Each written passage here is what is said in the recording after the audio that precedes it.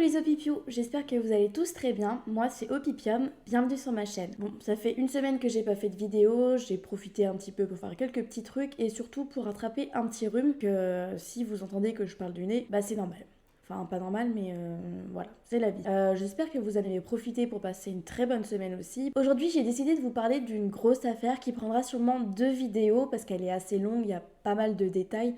J'ai pas envie de passer à côté de quelque chose d'important. Si vous trouvez des similitudes avec l'affaire d'Antoine Brugerolles que j'ai fait il y a de ça 3 semaines maintenant, je vais pas vous dire que c'est normal, mais vous allez vite vous rendre compte qu'on est sur une affaire qui ressemble beaucoup à celle d'Antoine.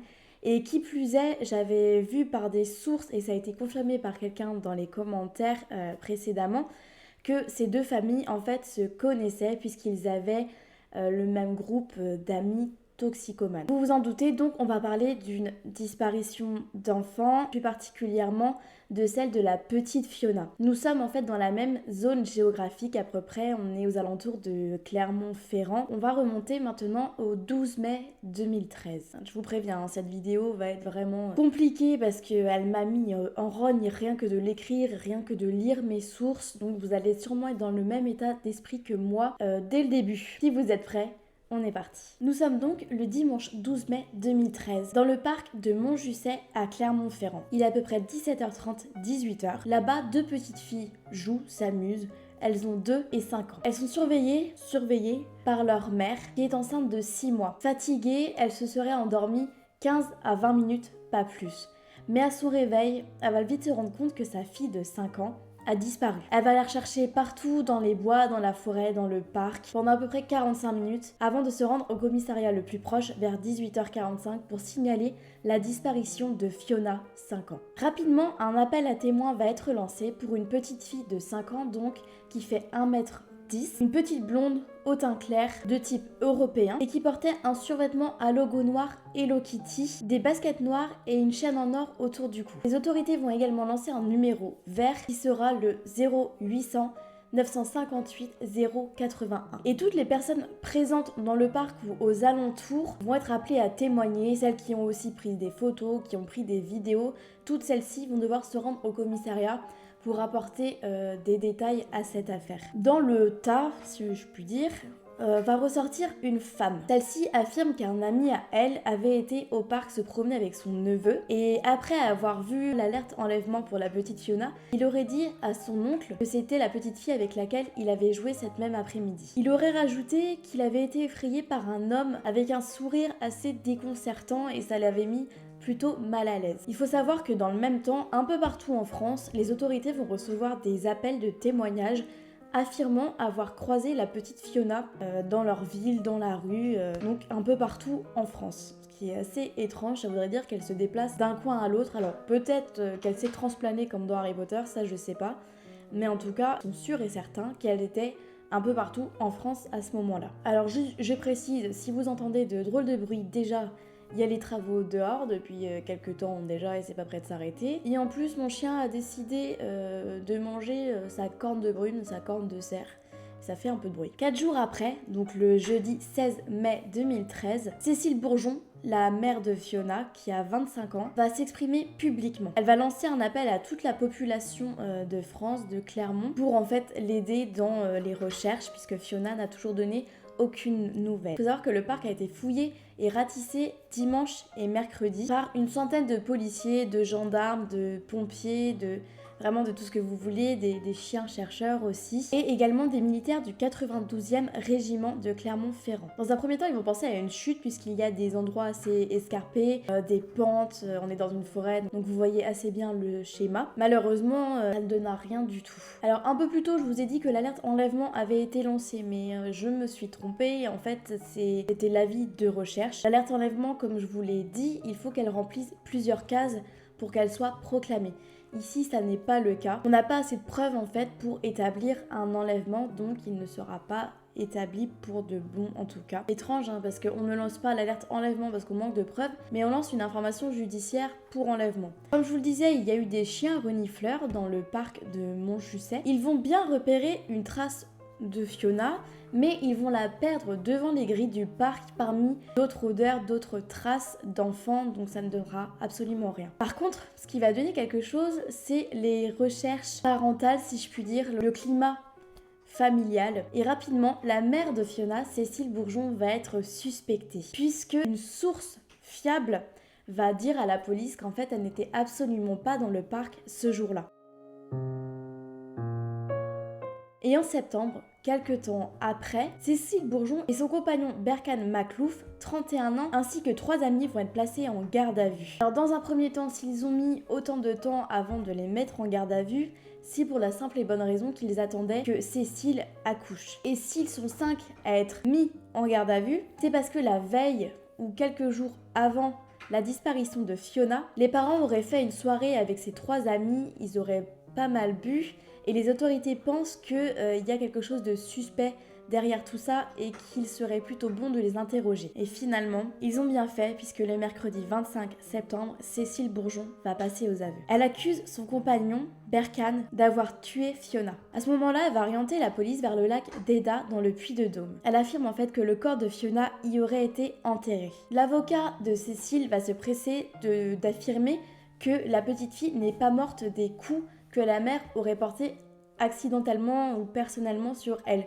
Ce qui veut dire que sa mère n'a absolument pas touché Fiona. Par contre, ils auraient tous les deux enterré le corps près du lac d'Eda, comme je vous ai dit, donc la mère aurait quand même participé à l'enterrement. Berkane va reconnaître le décès en disant que c'est un accident domestique et qu'ils auraient monté tout un scénario pour ne pas perdre la garde de la petite Eva, 2 ans, et du petit Bilal, né en août. Alors, soi-disant, Fiona se serait étouffée dans son vomi, l'aurait retrouvée le lendemain matin, et ils auraient donc décidé de l'enterrer. Il l'aurait retrouvée dans son lit en position fétale et aurait paniqué. Il faut savoir que dans le même temps, la France entière va se soulever contre Cécile Bourgeon. C'est une femme qui avait ému le peuple, une mère qui aurait perdu son enfant et dont les parents en fait auraient calqué leur schéma sur elle, s'imaginant comment ils auraient pu réagir si leur enfant avait disparu dans les mêmes conditions. Mais les choses ne sont pas aussi simples. Il s'avère que c'est beaucoup plus compliqué que ça même, puisque au fil des heures, au fil des jours, les versions de Berkane et de Cécile vont souvent changer pour s'écarter les unes des autres. On interrogera aussi le père biologique de Fiona et d'Eva, savoir s'il y avait des choses, vous voyez ce que je veux dire. Et il dira simplement qu'il n'a pas eu de nouvelles de ses filles depuis presque plus d'1 an. Il avait interdiction d'appeler à la maison, d'avoir Cécile au téléphone. Berkane l'en empêchait. Mais s'il y a quelque chose d'encore plus étrange, c'est les recherches internet du couple Berkane-Cécile. En effet, ils auraient recherché sur internet donc des archives de presse concernant des disparitions d'enfants. Alors ça peut tout dire ou rien du tout. Mais alors, qui est Cécile Bourgeon, cette mère de 25 ans, qui a été capable de mentir sur la propre disparition de son enfant et de son meurtre? Cécile a eu une enfance mouvementée, ses parents ont divorcé quand elle avait 5 ans. Son père était plutôt violent, méchant avec elle, et c'est une enfant avec un parcours scolaire moyen. À 17 ans, elle fera la rencontre de Nicolas Chafoulet, le père de Fiona et Eva. Elle dira de lui que c'est lui qui l'a initiée aux drogues, puisque Cécile est une toxicomane. Une proche de Cécile dira par rapport à la disparition de Fiona que quand elle est née, Cécile était aux anges. Elle était tellement fière quand elle parlait en fait de sa grossesse que ça l'a à tout point étonnée. À cette période, donc à la naissance de Fiona, entre celle de Fiona et de Eva, elle va enchaîner les petits boulots puis elle travaillera à la laiterie non loin du lac d'Eda. Et Nicolas en fait s'occupera de la garde des enfants pendant ce temps-là. On dira d'eux qu'ils ont une vie de couple équilibrée, que ce sont des parents aimants, que Cécile est une mère douce et qu'elle élève très bien ses enfants et qu'elle ne frappe absolument pas ses filles. En 2011, malheureusement, ils vont se séparer lorsque Eva aura 8 mois. À ce moment-là, Cécile va décider d'entamer une cure de désintoxication qui sera un succès. Pourtant, quand je vous disais qu'elle avait une vie de couple équilibrée avec Nicolas, elle ne dira pas la même chose à la police. Elle dira même que leur couple était plutôt compliqué et que, comme je vous disais, elle a plongé dans la drogue à cause de Nicolas. Malheureusement, après cette cure de désintoxication, elle va faire la rencontre d'Adel Swissy, un homme avec qui elle va se mettre en couple, mais qui va malheureusement la violer. Elle portera plainte et suite à ça, suite à ce traumatisme, elle replongera dans la drogue et cette fois vraiment profondément. Adèle, qui n'est pas un enfant de cœur, va la menacer suite à sa plainte d'enlever Fiona et de l'amener avec lui en Turquie. La police qui est à sa recherche va lancer un mandat d'arrêt international puisqu'il est introuvable pour le moment. Mais quelques mois après, ils vont réussir à mettre la main dessus et il sera condamné à 12 ans de prison. Dans le même temps, Cécile, comme je vous ai dit, va sombrer dans la drogue et cette fois dans la toxicomanie pathologique, c'est-à-dire avec des drogues telles que l'héroïne, la cocaïne, ou le hashish. C'est en allant chercher sa dose qu'elle va rencontrer Berkan Maklouf et elle dira que ça a été vraiment le coup de foudre de suite. Elle dira même à la police qu'ils ont été un couple fusionnel très rapidement. Alors qui est Berkan Maklouf, qui est donc accusé d'avoir assassiné la petite Fiona? C'est un homme au parcours compliqué que les gens qui l'ont connu le traiteront de poubelle à drogue. Il est considéré comme violent, jaloux, possessif, paranoïaque. Vraiment des termes qui font de lui sûrement un homme parfait, si je ne m'abuse.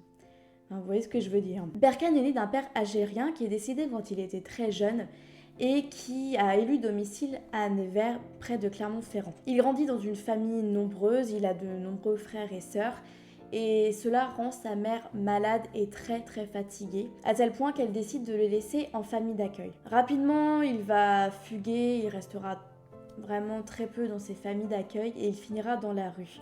C'est là qu'il rencontrera la drogue, qu'il en fera sa plus proche amie et qu'il vivra de ça puisqu'il fera des trafics de drogue. Pour ça donc la police va le connaître, mais également pour violence. Rapidement après sa rencontre avec Cécile Bourgeon, ils vont décider de s'installer avec ses deux filles, Fiona et Eva, près du parc où la petite de 5 ans a disparu. Et là-bas, quand on demande aux voisins à quoi ressemblait le couple Cécile Berkan, ils diront que c'était des vauriens et que elle était peut-être encore pire que lui. C'était finalement la pire des racailles. Voilà. Quant à ceux qui connaissent Berkan et qui ont appris qu'il était mêlé à la disparition de Fiona, ça ne les a absolument pas étonnés. En fait, ils ont directement su qu'il y était lié parce que ça semblait évident tant il était si peu équilibré. Il faut savoir que Berkan ne travaillait pas, il vivait vraiment de ses trafics de drogue. Et grâce à ça, il avait un studio là où il habitait avant, à Nevers, où il se rendait pour faire ses différents trafics. Et comme je vous disais, Berkan était jaloux et possessif. Il interdisait aux trois filles, de sortir, simplement d'aller se promener, de voir des gens. Et un témoin dira de Cécile qu'elle avait peur. On aurait même vu Berkan l'insulter et la frapper. Alors je ne sais pas si c'est vrai, mais Cécile dira également que Berkan la forçait à se droguer quand elle était enceinte. Comme je vous dis, je ne sais pas si c'est vrai. Les vrais toxicos, les toxicos profonds, ne s'arrêtent même pas quand elles sont enceintes. Alors est-ce qu'elle a continué de son plein gré ou est-ce que Berkan l'a forcée? Ça, c'est quelque chose que je ne peux pas vous dire. Elle dira également, comme de nombreux témoins, qu'elle était sous emprise de Berkan. Pendant sa garde à vue, on verra sur elle des traces de coups, des bleus, qui pourraient donc affirmer ce qu'elle disait quand elle affirmait que Berkan la frappait. La mère de Cécile, qui aura donc la garde d'Eva et de Bilal pendant cette garde à vue, affirmera qu'elle avait vraiment peur de Berkan, qu'elle était prostrée pendant que lui hurlait dessus. Avec ces deux schémas, vous vous doutez que la police les a suspectés très rapidement et ils avaient eu raison, comme je vous l'avais dit. Cécile va affirmer que Fiona est morte des coups de Berkan. Mais avant cette garde à vue, la police avait décidé de les placer sous surveillance et écouter surtout les appels vocaux qu'ils émettaient. Grâce à ça, ils vont apprendre qu'ils achetaient et consommaient de la drogue avec les deux petites filles avec eux. En fait, ils les amenaient dans les parcs, ils les amenaient dans les taudis, ils les amenaient au teuf, les rave parties qu'ils faisaient. Vraiment, ils les amenaient partout et dès qu'ils fumaient dans la maison, les petites étaient devant et les regardaient faire. Ils avaient même des pousses de cannabis et les deux filles posaient en photo devant. Vous voyez, un parcours très équilibré pour des petites filles de 5 et 2 ans et pour un bébé à naître surtout. En plus de ça, la police affirmera que Berkan poussait Cécile à se convertir, à porter le voile également, et il sera mis par la suite en examen pour coup mortel sans intention de donner la mort, pour recel de cadavres également et pour non-assistance à personne en danger, avec circonstances aggravantes. Ce qui est assez comique puisque c'est lui en fait qui frappait la petite, donc à quel moment est-ce qu'il aurait pu assister une personne en danger puisque c'était lui le danger.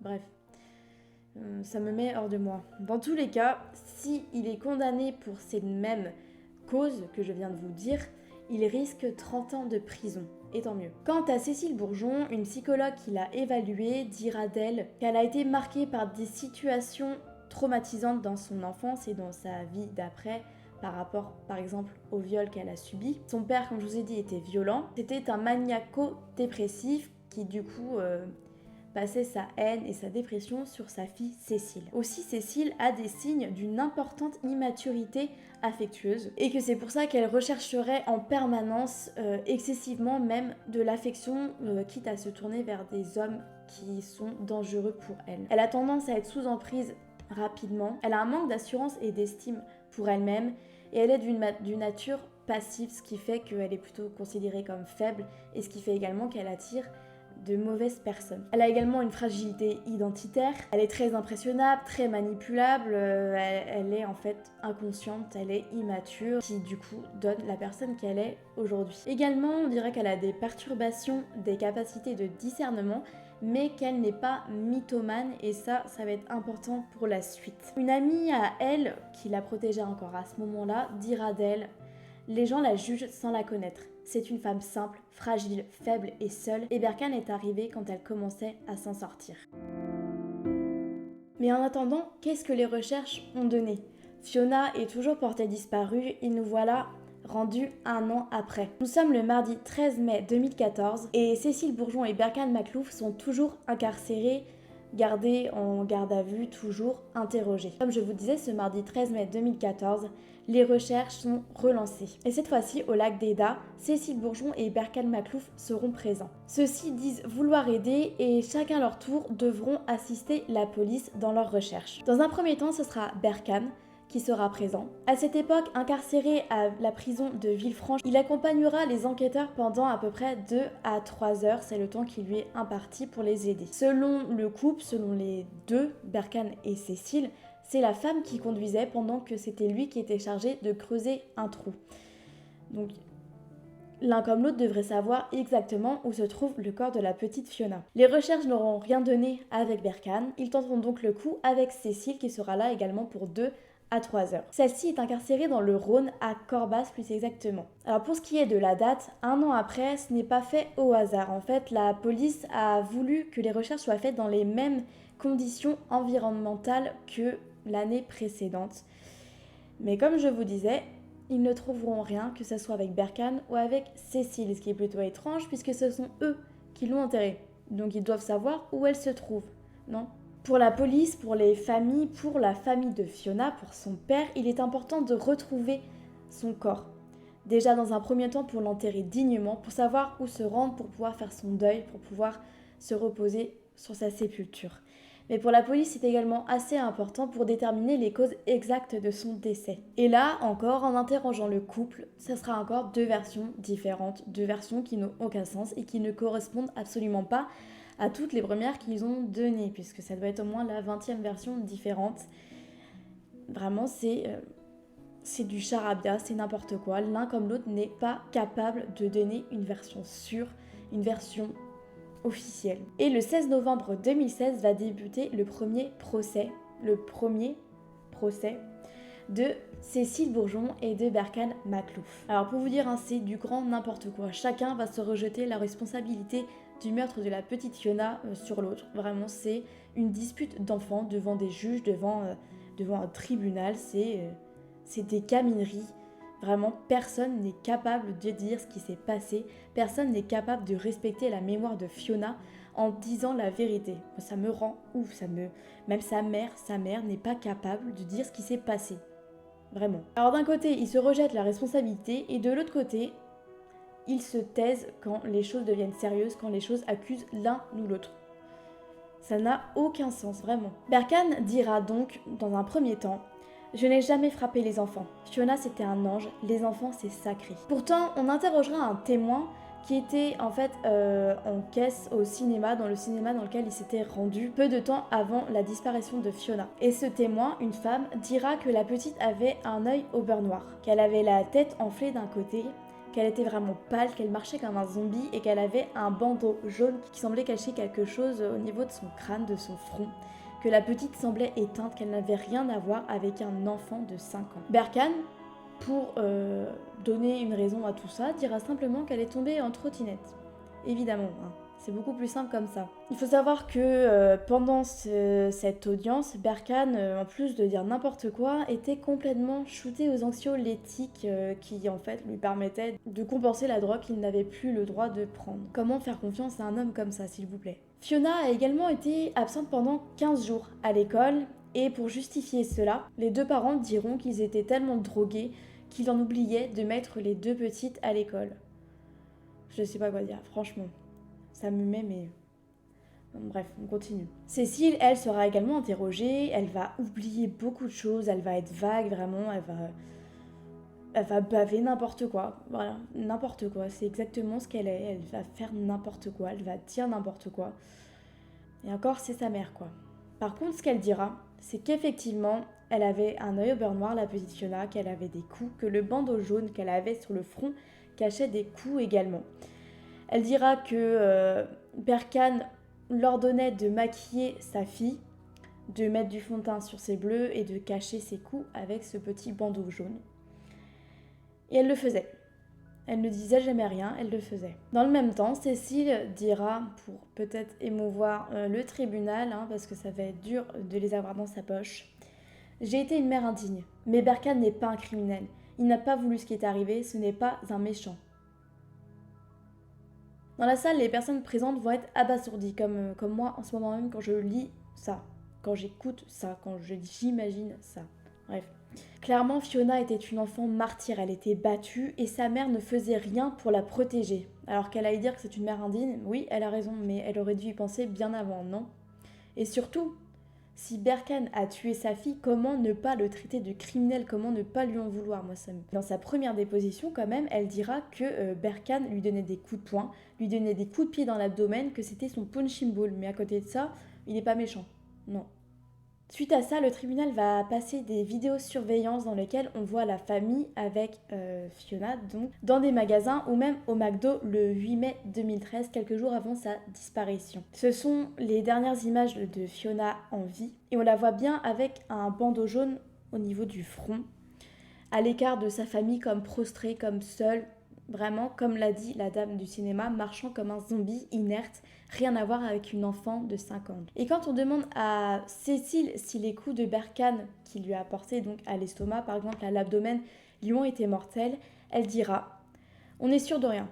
C'est peut-être les médicaments qui l'ont tué, des accidents ça peut arriver, je ne suis pas médecin. » Donc en gros, elle considère que ça n'a pas tué sa fille, mais elle accuse quand même Berkane de l'avoir tuée. Bref.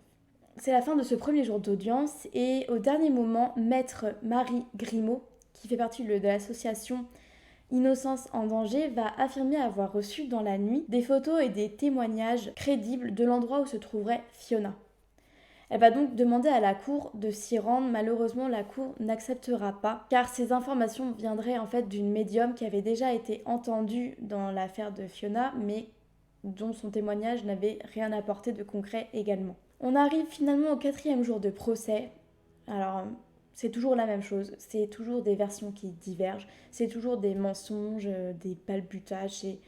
Enfin bref, c'est pas concret, c'est pas véridique. Il n'y a rien de nouveau, quoi. Encore une fois, Berkane va nier les faits et cette fois-ci, il va accuser Cécile d'avoir frappé sa fille. Elle lui aurait donné 2 coups de pied aux fesses ou au bas du dos, en tout cas, et 2 claques. Mais ça ne serait pas ce qu'il aurait tué également. C'est ce qu'il dira aussi, qu'elle n'est pas une criminelle et que c'est pas sa faute non plus. Cécile va se défendre, va assurer que non, ce n'est pas elle, et Berkane va lui dire, bah écoute, dis la vérité, c'est chiant, nanana, enfin bref. Vous voyez, comme je vous dis, c'est des gamineries. Hein. Mais pour une fois, ils vont tenter d'expliquer le plus correctement possible ce qu'il s'est passé la nuit du drame. Comme je vous disais, ils auraient retrouvé Fiona morte dans son lit, pleine de vomi. C'est quelque chose qui va ressortir dans cette révélation. Là, nous nous trouvons au samedi 11 mai 2013, la veille du coup. Fiona vomit. Pourquoi? Ils savent pas. Hein, dans tous les cas, je pense qu'ils s'en foutent. Hein. Donc, Berkane va décider de coucher les 2 petites filles. Cécile est absente depuis quelques temps. C'est Berkane qui s'occupe de Fiona et d'Eva. Cécile apparemment à ce moment-là aurait été chercher de la drogue et elle ne sera de retour qu'à 23h. À ce moment-là, Fiona se lève pour vomir encore une fois, puis ils vont la recoucher tous les deux ensemble comme des bons parents. À 4 heures du matin, ils vont entendre le lit grincer, puis plus rien.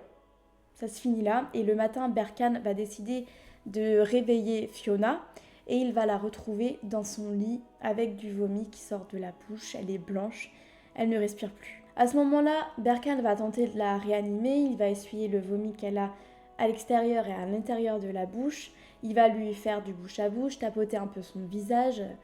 Il dira également qu'il a un brevet de secouriste, donc il sait quoi faire, donc il va vraiment essayer de lui sauver la vie. Et puis il va dire à Cécile qu'il croit qu'elle est décédée.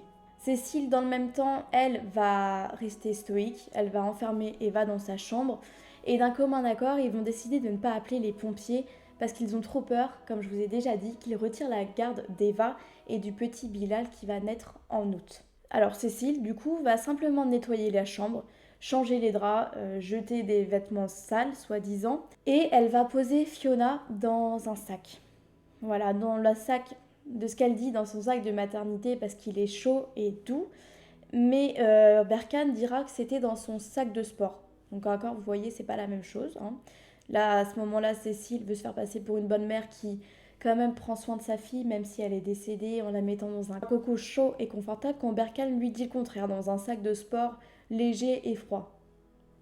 Voilà, alors qui ment, c'est toujours la même chose. Après ça, ils prennent la voiture, ils vont prendre Eva avec eux d'ailleurs, et mettre le sac avec Fiona à l'intérieur à côté d'Eva, qui va demander où est sa sœur. Personne va lui répondre. Puis ils vont rouler. Arrivés à destination, donc au lac d'Eida, soi-disant, Berkane aurait trouvé une pelle cassée dans le jardin d'une personne à proximité et il aurait creusé à même la terre qu'il dit d'avoir trouvé très dure d'ailleurs, pour y enterrer le corps de Fiona qu'ils avaient déshabillé au préalable. Il aurait creusé à peu près 50 cm et aurait rebouché avec de la terre, des feuilles, des branchages, tout ce qui s'y trouvait pour cacher le mieux possible, tellement qu'apparemment, il ne trouve même plus l'endroit. Pendant son audition devant le tribunal, le père de Fiona, Nicolas Chafoulet, dira qu'il craint qu'en fait ils aient déposé le corps de Fiona à la déchetterie, et à ça Cécile répondra avec abomination que non, jamais elle n'aurait osé faire ça. Elle respecte quand même sa fille, franchement, faut pas inventer n'importe quoi. Au 8e jour, c'est un médecin légiste qui va être interviewé, qui va passer devant le tribunal. Caroline Ray-Salmon dira que bien que le corps n'ait pas été retrouvé, elle a établi 3 hypothèses par rapport au témoignage de Cécile Bourgeon et de Berkane Makhlouf. Dans un premier temps, elle dira un traumatisme abdominal fatal. C'est-à-dire c'est une complication rare de la maltraitance sur un enfant, mais qui est quand même considérée comme la 2e cause de mort, de décès chez un enfant battu. Pour ça, bien évidemment, comme je vous le dis, elle se base sur les témoignages, hein, elle n'a pas été inventée quelque chose, c'est via ce qu'elle a entendu et surtout via ce que Cécile avait dit quand elle avait considéré que Berkane avait donné un coup de pied ou un coup de genou dans l'abdomen de Fiona peu avant sa disparition. Dans un deuxième temps, elle présentera l'hypothèse la liaison intracrânienne fatale. C'est en fait un développement d'une hypertension qui entraîne un trouble de la conscience, le coma et la mort. Même si pour ça, elle admet qu'il manque quelques symptômes qu'on peut trouver chez des patients qui ont été déclarés morts suite à cette cause-là. Et la dernière, dont on a déjà entendu parler dans l'affaire du petit Antoine Brugerolles, c'est l'intoxication aux stupéfiants chez les jeunes enfants. Alors c'est rare, on peut aussi considérer que ça peut être une intoxication médicamenteuse, là-dessus on n'a aucune preuve et encore moins comme on n'a pas le corps d'ailleurs, mais c'est l'hypothèse privilégiée par l'avocat de Cécile Bourgeon, maître Portejoie, qui rajoutera à cela l'intoxication au cannabis est très courant chez les enfants en bas âge et ça juste avant 5 ans. Alors très courant, c'est assez effrayant de se dire que ça veut dire qu'il y a des boulettes de cannabis qui traînent chez soi et que les enfants derrière ramassent au fur et à mesure. C'est assez flippant et je trouve ça vraiment compliqué à comprendre que ça soit quelque chose qui soit explicable, qui soit commun en fait chez les enfants. Vraiment. Je sais pas ce que vous en pensez. Mais c'est aussi cette hypothèse-là qui avait été choisie pour l'affaire d'Antoine Brugerolles. Et maintenant, je me demande, est-ce que c'est vrai? Est-ce que les parents n'y sont pas pour quelque chose? Parce que je vous rappelle que cette hypothèse-là avait été gardée. Pour eux, c'était vraiment la cause. La cause du décès d'Antoine était une overdose, en fait, une drogue laissée sur la table basse. Mais comme je vous ai déjà dit également, l'affaire d'Antoine Brugerolles s'était pas mal rapprochée de celle de Fiona, parce que le beau-père d'Antoine, Sébastien Rivière, avait vu, quand il avait été condamné en prison, il avait vu un reportage sur l'affaire de la petite Fiona, et s'en était très largement inspiré. Là maintenant, on va passer aux témoignages de policiers qui sont passés au tribunal par rapport à toutes ces hypothèses, justement à l'enquête en cours, c'est la petite Fiona. Pour commencer, c'est François Bernard du service régional de la police judiciaire qui pense que le lac d'Eda est un mensonge, simplement. Pour lui, ils ont passé beaucoup trop de temps autour de ce lac, ils ont fait beaucoup trop de recherches minutieuses pour ne rien trouver. Logiquement, si il y avait eu quelque chose, si Fiona était au lac, il l'aurait trouvé à coup sûr, mais là, absolument rien. Alors pour lui, simplement, c'est faux. C'est un mensonge monté de toutes pièces. Le second à passer, c'est Christophe Maulmy. C'est ancien chef de l'Office central pour la répression des violences sur les personnes. Pour lui, il pense que le corps est au lac d'Eda, mais qu'il a sûrement été amené là après les premières révélations de Cécile Bourgeon et de Berkane Makhlouf. Alors pas les déclarations, les aveux à la police, non, les déclarations d'enlèvement. Pour faire simple, lui se dit simplement que quand elle passait par exemple à la télé pour demander de l'aide, Berkane aurait pu ramener le corps de Fiona au lac et y creuser un trou bien plus tard. Ça veut dire que pendant un laps de temps, Fiona aurait été mise quelque part.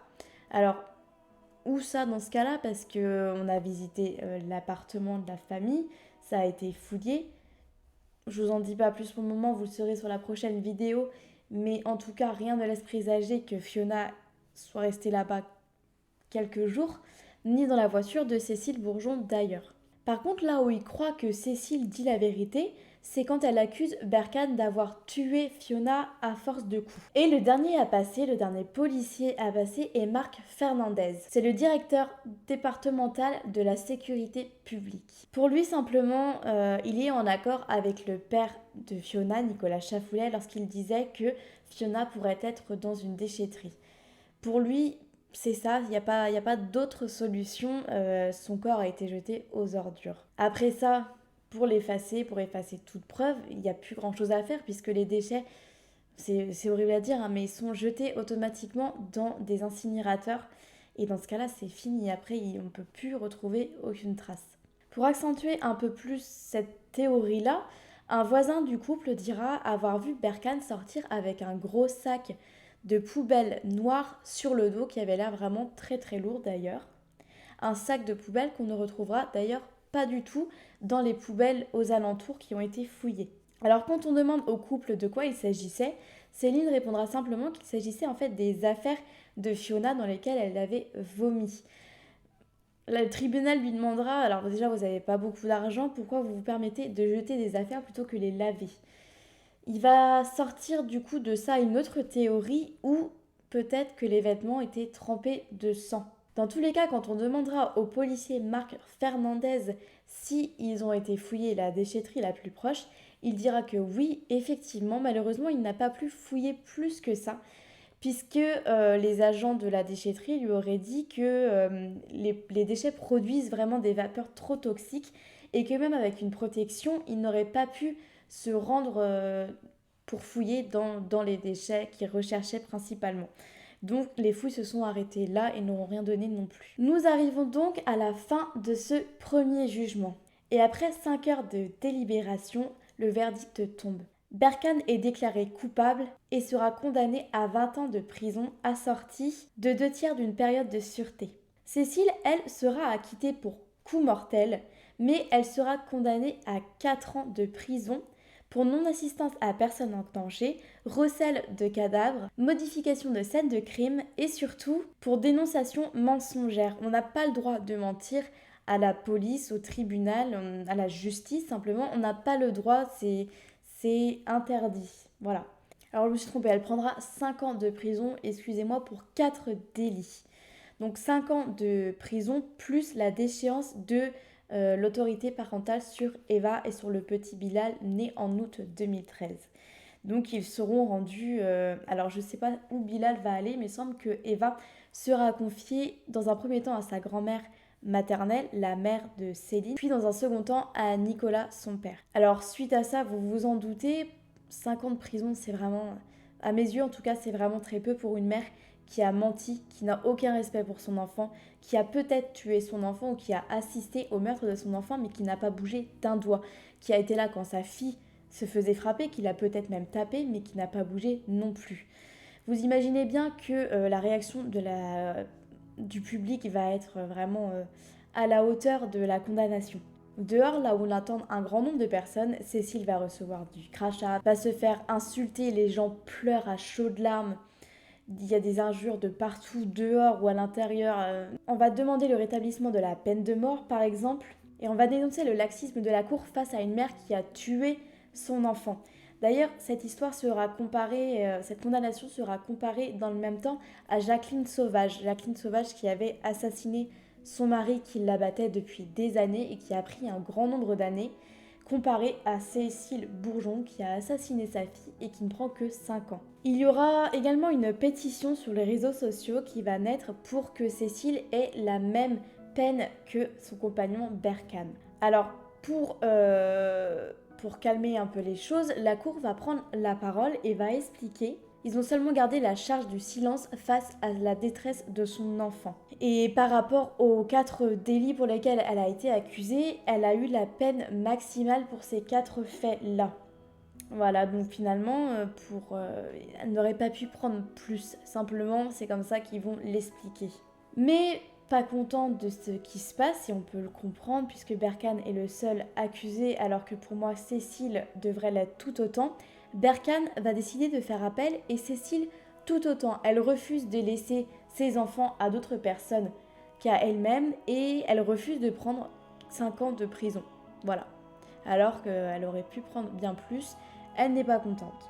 Nous arrivons à la fin de cette première vidéo. Je préfère m'arrêter là parce que dans la prochaine vidéo, on va passer aux autres délibérations puisqu'il va en avoir beaucoup. Comme je vous l'expliquerai, il y a eu plusieurs autres appels, plusieurs autres condamnations. C'est une affaire qui vraiment est alarmante dans le sens où il y a beaucoup trop de mensonges, il y a beaucoup trop d'incohérences et vous le verrez que ça va être de pire en pire. Mais ce qu'il faut savoir, c'est qu'à l'instant, tout de suite maintenant, Fiona n'a toujours pas été retrouvée et je ne suis même pas encore sûre que la vérité est vraiment éclatée. J'espère que malgré la difficulté de cette vidéo à entendre et à voir, vous avez pu un peu éclaircir les choses dans vos têtes. Fiona est une affaire dont on entend souvent parler, surtout de Cécile. Malheureusement, c'est beaucoup de Cécile dont il est question et pas assez de Fiona qui est pourtant la victime. Mais j'espère un peu vous avoir éclairé là-dessus. Ça sera un peu plus compliqué le chapitre prochain. Comme je vous dis, il y a vraiment beaucoup de choses à dire. En attendant, on se retrouve la semaine prochaine.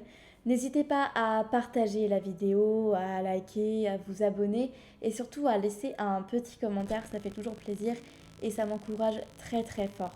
Sur ce, je vous souhaite une très bonne journée et on se voit très bientôt. Salut!